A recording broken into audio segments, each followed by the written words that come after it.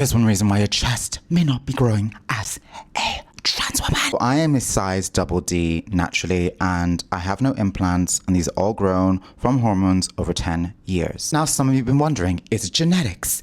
Is it weight gain? Well, it might be genetics, but most of the women in my family are around B or C cups, and when they did have bigger cups, it was because they were relatively bigger in size. And I'm only 65 kg, and that's 143.3 pounds, and I have a 28-inch waist, so it's not that. But I do think it's because I've been doing certain things consistently. I've always ensured that my estrogen levels are relatively high. I'm not going to tell you the exact ranges, but all I'm going to say is keep them in the nice high range to get the maximum amount of breast growth. Okay?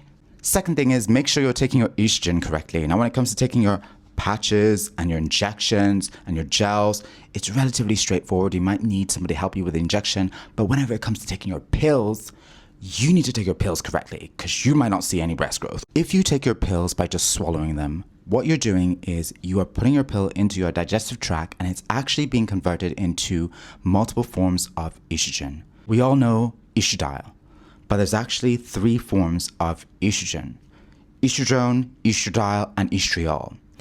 And whenever you swallow your pill, not only is it going into your bloodstream and turning into estradiol, which is the nice potent form of estrogen, which helps with feminization, but it's also turning into estrogen, which is a very weak form of estrogen and actually has very weak feminizing effects. So the way to fix this is take your estrogen sublingually underneath your tongue, and that way you get the maximum amount of estrogen in your bloodstream.